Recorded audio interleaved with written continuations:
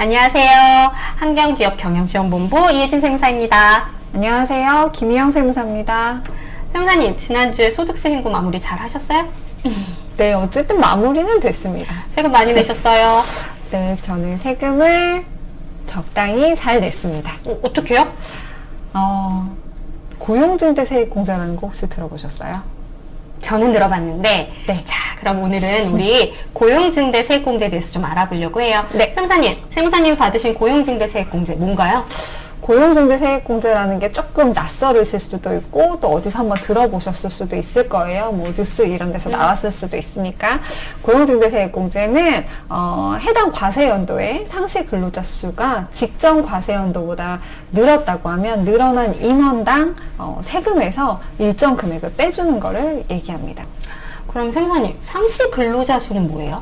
상시 근로자라고 하는 거는 저희가 1년 동안에 근무한 인원을 월별로 다 합계를 해서 이걸 12로 나눈 숫자를 상시 근로자라고 하거든요. 평균 근로자라고 보시면 되세요. 아, 그럼 작년보다 평균 근로자 수가 증가하면 받을 수 있는 거네요? 네, 그렇죠. 증가하면 증가한 인원당 일정 금액을 세금에서 공제하는 겁니다. 아, 받는 금액은 누가 받든 다 동일한가요?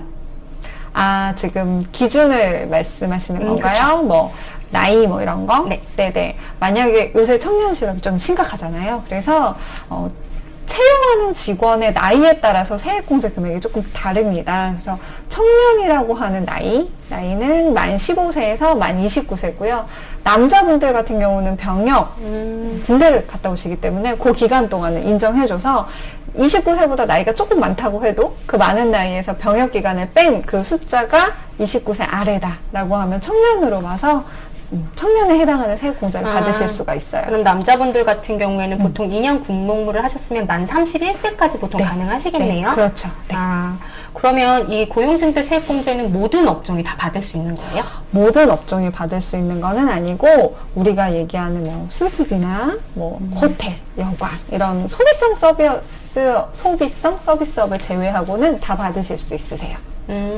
그럼 일반 사람들은 좀 어려운 얘기긴 하는데 네. 조세 특례 제한법에 의하면 세액 공제도 있고 감면도 있잖아요. 그쵸. 이 고용증대 세액 공제는 어떻게 중복 가능해요?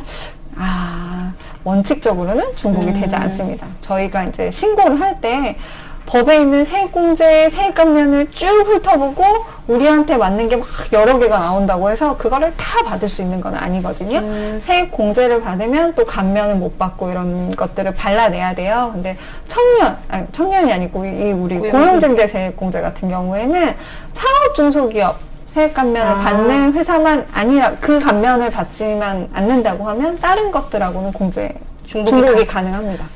그러면 안 받으면 손해인 제도가 많네요. 그렇죠. 알고 챙겨서 받아야 되는 부분이죠. 그러면 네. 제가 받았는데 혹시 나중에 추징은 없나요?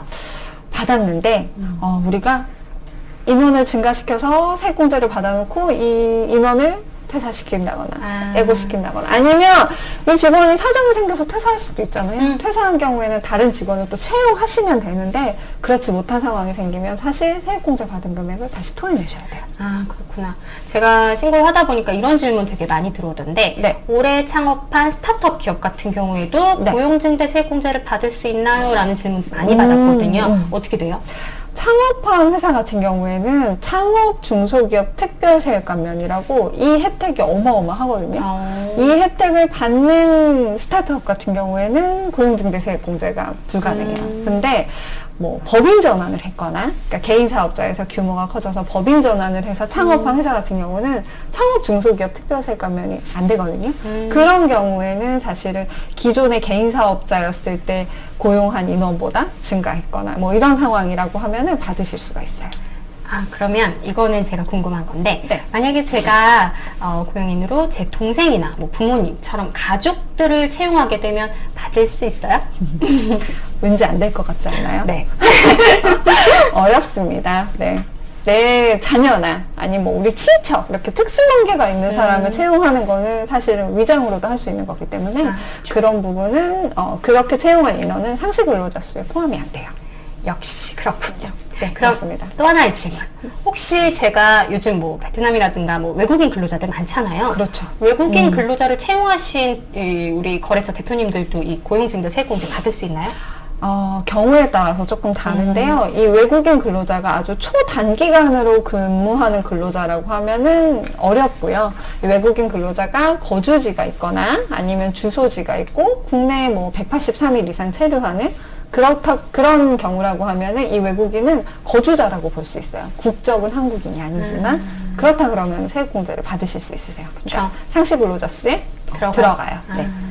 그렇죠. 소득세법상은 외국인으로 규정짓지 않고 이제 거주자로 규정짓기 때문에 네. 소득세법상 거주자에 해당되면 받을 수 있다는 얘기네요. 그렇죠. 네. 이상으로 저희가 알아두면 좋은 꿀팁 고용증대 세액공제에 대해서 알아보았습니다. 어떻게 우리 다음에는 좀 더 유익한 정보로 찾아오도록 하겠습니다. 감사합니다. 감사합니다.